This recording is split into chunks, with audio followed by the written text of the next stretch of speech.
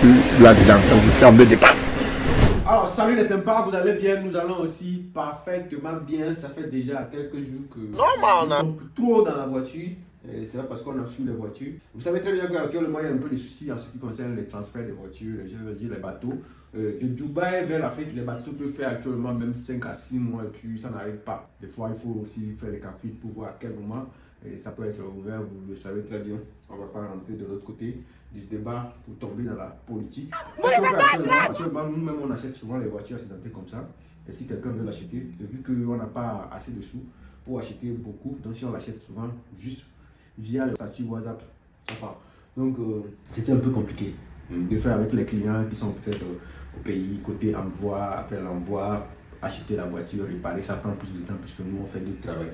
C'est pour ça que nous sommes plus penchés de ce côté-là et on va souvent vous montrer comme ça. Vous allez aussi voir comment on achète les voitures, que ce soit accidentées, que ce soit les voitures normales. Alors cette fois-ci, nos pensées sont penchées vers notre Peugeot 700. Pourquoi? 700. Notre Peugeot 207 CC qui est cabriolet, qu'on appelle communément décapotable. Est-ce qu'on veut bien l'acheter actuellement? Et on a vu les publications, on en a déjà vu plusieurs. Et celle-ci c'est année 2009 et ça a 170 km, je ne dis pas de bêtises. Ici on a 174 000 km que la voiture a déjà fait, et puis c'est année 2009. Dans une voiture comme ça, c'est pas une voiture qu'il faut conduire à la traîne. Et puis si on veut une voiture un peu plus élégante et puis qui va nous amener souvent dans des coins que vous connaissez très bien, nos idées sont allées vers cette cabriolet. On voulait bien les cabriolets de BMW, ça coûte déjà très cher. Donc le prix de cette voiture va peut-être surprendre certains et d'autres personnes ne savent pas aussi surprendre, c'est normal. Alors cette voiture coûte 3500 dirhams. En euros, vous avez au moins 800 euros et en francs CFA, ça coûte 550 000 francs. La personne, quand il a publié, il a bien signifié qu'il y a un petit souci. On vous lit rapidement les soucis. Alors le gars, la publication parle de Peugeot 207 CC, année 2009, spécification GCC, c'est-à-dire c'est fait pour le golf. Donc ça peut absorber la chaleur et tout. Okay. La voiture est bien entretenue et propre. Okay. Ça c'est tous les vendeurs. Il n'y a pas un seul vendeur qui va te dire ma voiture n'est pas bien entretenue. Ils vont tous te dire que la voiture est bien entretenue. C'est pas grave. Nous allons quand même aller aujourd'hui visiter et puis on va voir. Si j'ai pas essayé de finir avec cette vidéo là et j'arrive à aller vérifier avant de publier. Donc en une seule vidéo, on va voir si on a pu conclure l'affaire. Là, on est d'accord. Alors, le gars, il nous dit que le moteur, la climatisation, la boîte de vitesse, le cabriolet, c'est ce qui m'intéresse le plus. Parce que quand tu es dedans, il faut que ça cambriole. Sinon, ça ne sert à rien d'acheter une voiture qui n'a pas assez d'espace. Et donc, tout fonctionne. Il n'y a que le capteur moteur à réparer. Donc, il parle d'un capteur. Je suis sûr que c'est le capteur qui est souvent coincé quelque part au niveau des ceintures et tout ça. On va quand même vérifier. Et donc, le prix définitif est très bas. Bon, on n'en disponible pas déjà une voiture en 2009 avec un prix de 550 000. Je pense que c'est pas mal en fait. C'est vrai que nous sommes à Dubaï. Bon, les gens pensent que les voitures sont très très moins chères à Dubaï alors que ce n'est pas le cas. La voiture de l'extérieur, c'est quand même bien. Moi, j'ai pris le temps de zoomer un petit peu pour voir. J'ai vu qu'au niveau du rétroviseur, il y a un truc un peu comme si c'est déjà rouillé ou quoi que ce soit là-bas. C'est quand même pas une voiture neuve où tu vas être trop dans les détails. Et donc, à vue d'œil, ça va. Le trois quarts de la voiture, c'est magnifique. C'est magnifique, ça, on ne peut pas dire le contraire. Et là, on est vu, voilà la nuit. Déjà, les phares jaunes, j'ai pas trop aimé quand même. C'est pas pour moi pour le moment. Mais en ce qui concerne la voiture sera vendue sans plaque. Ça se passe comme ça à Dubaï. Donc, la vidéo, je le fais, c'est pour vous expliquer à peu près en même temps les démarches à faire et dans le processus nous allons tous voir les démarches parce que il ne suffit pas d'acheter une voiture à Dubaï et commencer par conduire, c'est tout facile. Cette voiture là, même si ça fonctionne, tu ne peux pas commencer par rouler parce que tu as acheté, non. Il faut faire la mutation. Et ça c'est le BABA quand tu veux faire l'achat à Dubaï. J'avais déjà écrit depuis le début de la semaine quand j'avais vu la voiture, j'ai envoyé ça à mes collabos à l'Est et autres, ceux qui connaissent à l'Est. On était chaud, on était vraiment chaud, mais ils ne m'ont pas répondu. Ils m'ont répondu que le vendredi. Donc le vendredi, après, non, c'était plutôt le samedi. Et donc le samedi, ils m'ont répondu que je devais venir à 18h. Après, ils m'ont dit que non, c'est plus possible. Mais ce qui m'intéresse de la réponse, puisque ils avaient aussi signifié des trucs qu'il faut vous faire savoir, parce que tout ça là, ça compte.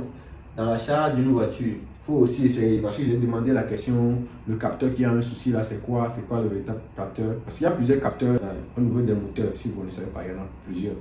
Et donc j'aimerais vraiment savoir de quel capteur il s'agit-il. J'ai essayé de contacter ceux qui me vendent souvent les pièces détachées. Ils m'ont demandé le numéro châssis pour qu'ils vérifient le capteur. Donc le retour que j'ai eu c'est ça. Bon, il me dit oui, elle est disponible, mais veuillez noter que la voiture doit d'abord être amenée au garage avec le dépanneur, c'est-à-dire pour vérifier et réparer correctement le problème de capteur. Là c'est un souci, ça veut dire que eux-mêmes ils ont un problème de capteur qu'ils ont essayé peut-être une fois de réparer, ça n'a pas marché. Et puis bon, ils se disent bon, c'est fini, il faut qu'on vende cette voiture là rapidement pour se libérer de ces histoires de capteurs parce que ça commence à nous péter les boyaux de la tête. Bon, ça d'abord c'est un red flag, ça fait réfléchir. Parce que quand tu achètes une voiture où il y a déjà un problème avec le moteur chez les vendeurs, ils vont pas tout te dire. Donc j'assume et je suis conscient que je suis en train peut-être de courir un grand risque. Mais bon, qu'est-ce que vous voulez? Alors, on continue. Pour vérifier et réparer, voilà, ainsi de suite, remplir tous les fluides, y compris l'huile. Ça, c'est pas un problème. Les fluides, c'est huile à frein, huile à moteur, et s'il faut huile de la boîte, ok, la boîte de vitesse, s'il faut, il faut remplacer tout ça. C'est pas un souci. Tout ça, ça ne coûte que dalle. Déjà, l'huile à moteur, ça ne coûte rien. L'huile à frein, ça ne coûte rien. Ce n'est que l'huile de la boîte à vitesse qui fait semblant de coûter quelque chose. Mais tout ça, là, ça peut revenir à un petit, disons 100 euros. 100 euros. Je sais que déjà, en lisant en même temps. Alors, les pneus sont en bon état. Il faut juste les gonfler.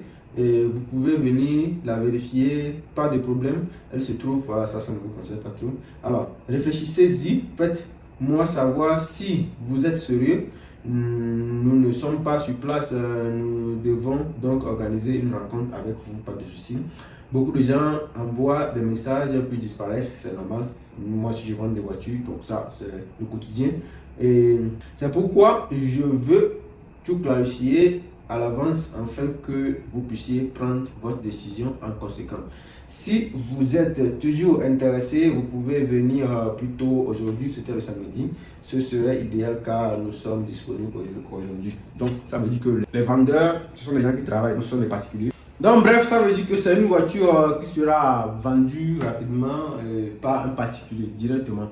Maintenant, là où on veut en venir en ce qui concerne les achats des voitures, si vous êtes à Dubaï, vous n'êtes pas à Dubaï, vous venez à Dubaï, vous voulez acheter une voiture chez un particulier, c'est ce qui est quand même aussi bien. Si vous avez un peu de connaissances en mécanique, vous connaissez un peu mieux dans la voiture, ça vous reviendra moins cher. Parce qu'une voiture comme ça que moi je vais acheter à 800 euros, soit 550 000, après réparation, si tout fonctionne bien, par la grâce de Dieu, je peux revendre rapidement cette voiture-là à 10 000 dirhams.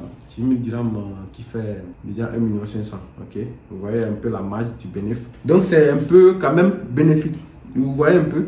Du coup, si un acheteur, ou bien les vendeurs qui revendent des voitures, eux ils partent, ils achètent ça, eux ils vont quand même essayer de réparer ça puisqu'ils ont des mécaniciens avec qui ils collaborent chaque jour. Ils vont essayer de réparer ça un peu plus moins cher et puis revendre ça. Donc si toi tu veux aller acheter une voiture d'occasion chez un revendeur de voitures, sois sûr que ça va coûter cher. Raison pour laquelle les gens voient aujourd'hui que les voitures coûtent un peu cher à Dubaï.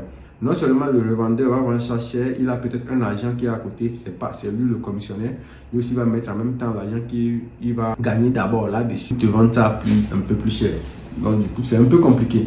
Donc ça moi j'aime plus traiter avec les particuliers, même s'il y a quand même des gros risques, puisqu'ils ne disent jamais la vérité la majeure partie du temps. Et vous allez acheter la voiture, après vous aurez tous vos problèmes. Mais au moins ça c'est à 3500. Il n'y a pas trop de grands risques. On peut perdre en fait. On peut perdre. À part les déplacements que nous allons faire avec la voiture, puisqu'on ne peut pas la conduire, il faut la faire déplacer avec les dépanneuses. C'est quand même un peu de risque à prendre. Donc si on ajoute ça à 3500, on peut nous retrouver rapidement avec un 4500 sans que rien n'est garanti. Là où l'histoire devient encore plus intéressante ici, c'est que quand tu achètes une voiture à Dubaï, tu peux taper la poitrine que la voiture t'appartient lorsque tu as fini de faire le test qu'on appelle communément la visite technique. C'est après avoir passé la visite technique que tu peux taper la poitrine que la voiture t'appartient. Sinon tu peux acheter une voiture et tant que tu n'arrives pas à réparer correctement la voiture, que ça passe au moment de la visite technique, tu n'as rien gagné. C'est-à-dire que le résultat sera positif, on va dire que ouais, la voiture peut rouler à Dubaï. Si tu ne l'as pas fait, oublie que tu as gagné quelque chose. C'est un peu le mal du truc. Donc moi si je l'achète et je n'arrive pas à faire passer la voiture au test, et je peux peut-être revendre 2000 dirhams en casse. Mais je prie Dieu pour que ça fonctionne et j'ai quand même un peu d'expérience à cela, ce qu'il faut vraiment faire. Et donc je prie pour que la voiture ne dégage pas de fumée. Donc, en ce qui concerne la voiture elle-même, c'est pas une voiture aussi, voilà, qui peut te permettre, pour les jeunes qui veulent et vraiment acheter des voitures trucs. C'est pas une voiture que tu peux rouler en famille, ouais. Quand c'est déjà une famille de 2 enfants, c'est compliqué avec cette voiture, puisque l'arrière, il n'y a pas assez de place à l'arrière. Pour les petits enfants de 1 à 5 ou même 7 ans, je pense que ça peut aller au-delà de ça, la place à l'arrière. On nous dit souvent que c'est 4 places, mais c'est 2 places en fait. Ouais, donc c'est pas trop bon pour une famille et ça ne peut pas prendre des bagages énormes. Moi je l'achète parce que j'aime beaucoup les voitures cabriolets. Donc vous allez voir, le plus souvent c'est ce qu'on va acheter et tout. Et j'ai quand même d'autres amis qui ont les voitures que j'emprunte souvent et moi-même j'ai aussi une moto à ma disposition qui me permet d'aller rapidement d'un point A à un point B. Par exemple, si j'arrive à acheter la voiture, il y aura des pièces que je vais acheter, je vais me déplacer avec la moto, aller chercher les pièces et puis voilà. Si j'avais pas de moto, si j'avais pas des amis qui ont une voiture dont j'ai accès à ça, une grande voiture bien sûr de 5 places, donc je n'irai jamais acheter cette voiture. Right? Donc c'est aussi un conseil rapidement que je donne à un jeune qui va trouver cette voiture là peut-être un jour moins cher. Si tu n'as pas une autre voiture à côté, une Toyota, une Hyundai, une autre, moi je te conseille pas cette voiture.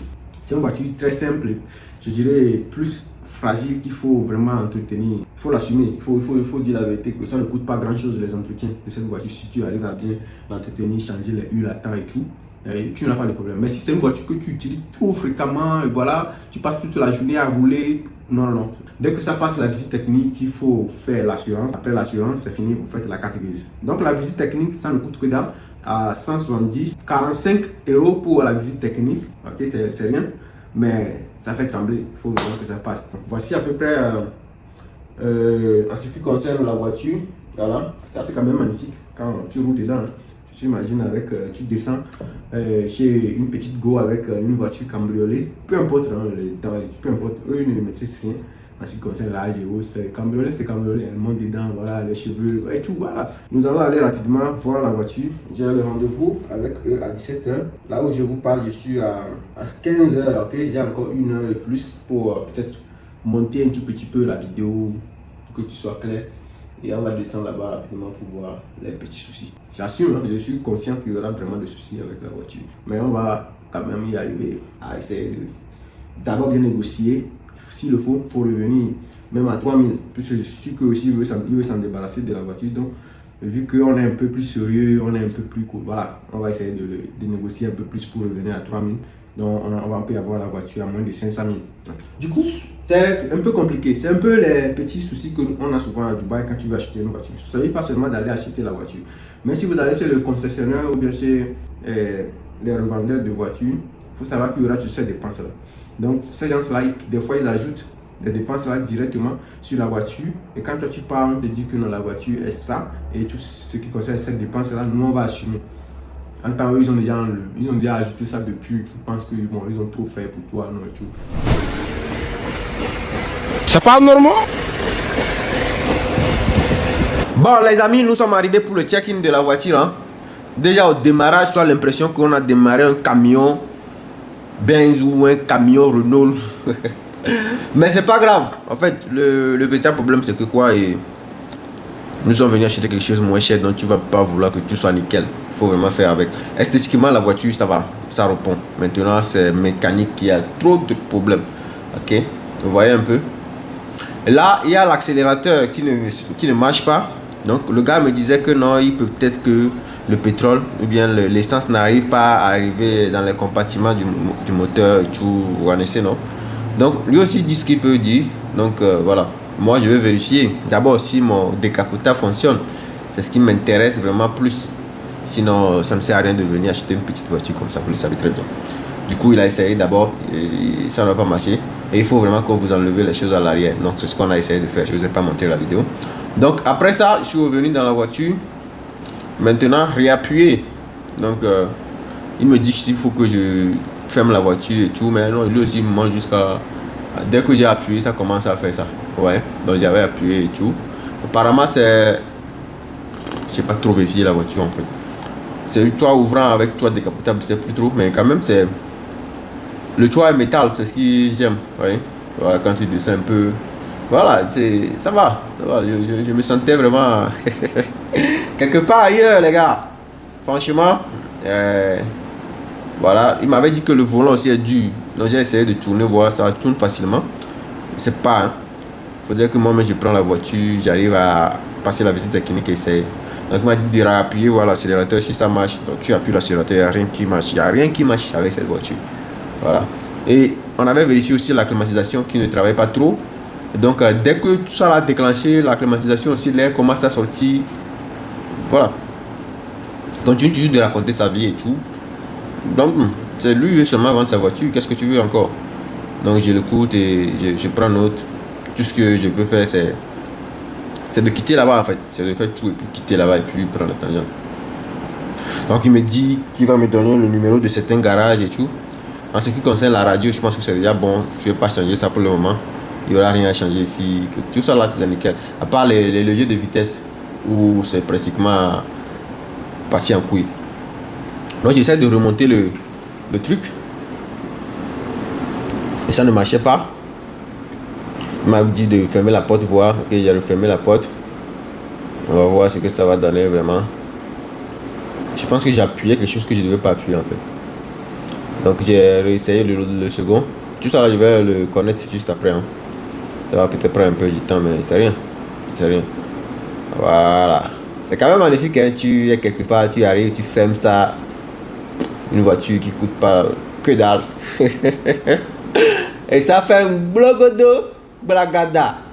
Ouais, c'est abusé. Hein. Voilà, tout est nickel. J'essaie de revoir un peu les petits détails et tout. Voilà. Je ferme. Même les vitres ne montaient pas. Donc après ça a monté. J'avais tellement la chaleur là-bas. Vous voyez que j'étais vraiment sueur. Voilà. Voilà. Le volant aussi fonctionne. Mais je sais qu'il y a un problème avec le volant. Qu'il faut vérifier après. Donc il me dit d'emmener la voiture vraiment dans les garages et tout. Moi mais je sais, ça c'est pas quelque chose. Truc. Donc là même il y a la couverture qui n'est pas là et tout. Ça c'est le gel, l'antigel. Je dis pas de bêtises. Hein. Voilà. Mais il y a un petit souci que j'ai découvert vers la fin. C'était quoi?